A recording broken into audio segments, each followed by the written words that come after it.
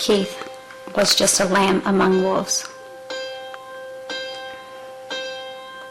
The body of Harold Keith Chandler was discovered nude in the basement of the Chandler family home on July 9, 2011. Keith was the youngest son of Rudolph Chandler and Mary Catherine Newcomb Chandler. He was only 46 at the time of his death. Crittenden County, Kentucky, had been the home of the Chandler and Newcomb families for more than 200 years.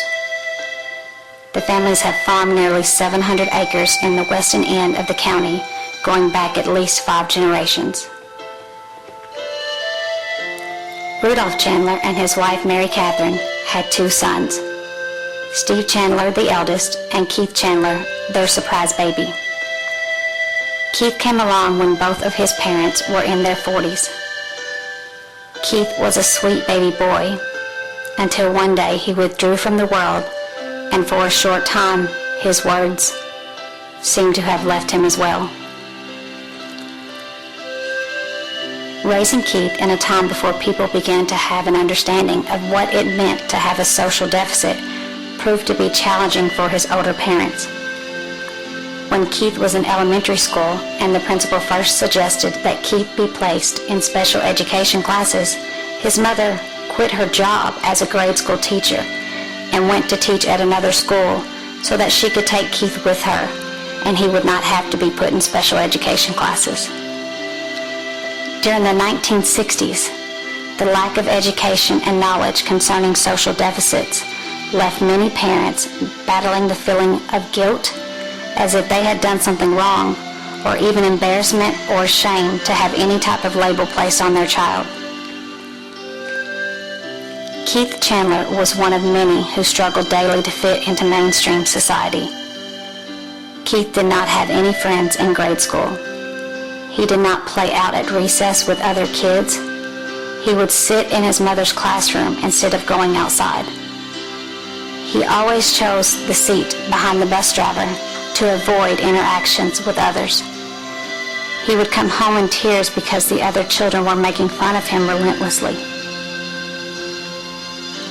Despite his mother's protest, Keith was eventually placed in special education classes in high school, including Title I reading.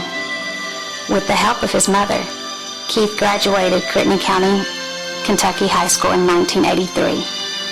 His total composite score on the ACT was a mere 8, with a 5 in math, a 5 in English, and an 8 in science, and a 13 in social studies. Rudolph Chandler was a history buff and would take the family on cross-country drives to various historical sites. Ironically, the information discovered by Keith on these family trips is what stuck the most. Keith never went camping or stayed the night with other boys. Keith never even stayed a single night away from his parents unless he was with his big brother Steve. The concept of girls and dating was even more foreign to Keith. Family members and friends were unable to recall Keith ever going on one single date. And although he grew up on a farm his entire life, he could not farm. Farming depends greatly on the surrounding weather conditions. Keith was not capable of modifying or altering his set routine in any way. His older brother and countless others described him as a clock watcher, meaning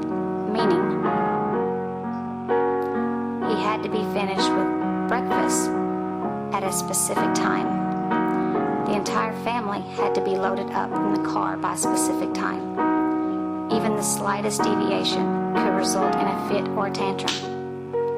Regardless of Keith's shortcomings, he was a good son and listened and always attempted to follow the direction of his mother, but especially his father.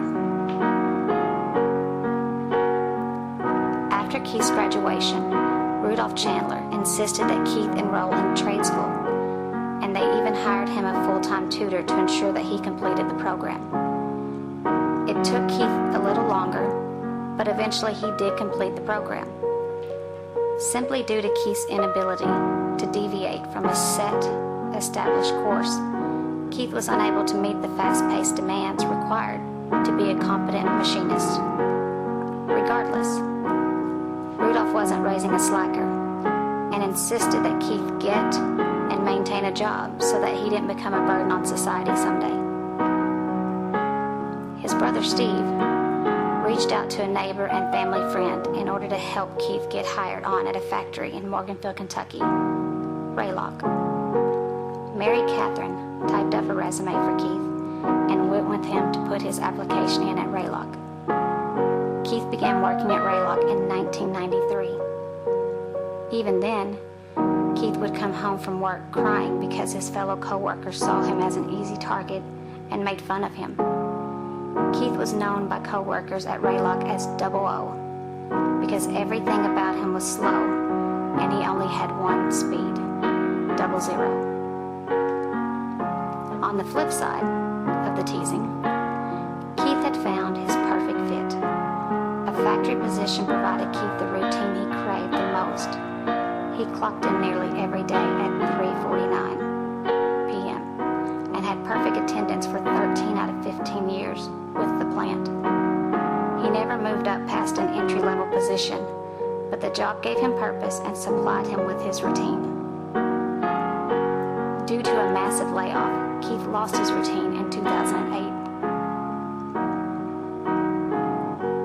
But in February of 1997, Rudolph and Mary Catherine deeded the Newcomb family homestead to Steve Chandler as a wedding present. Later that same year, the parents deeded the Chandler homestead to Keith so that he would always have a place to live.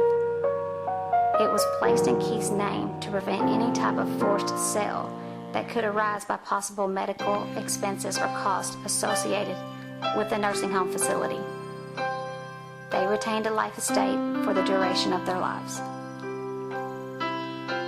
Sadly, as you might have guessed it, the story doesn't even come close to ending there.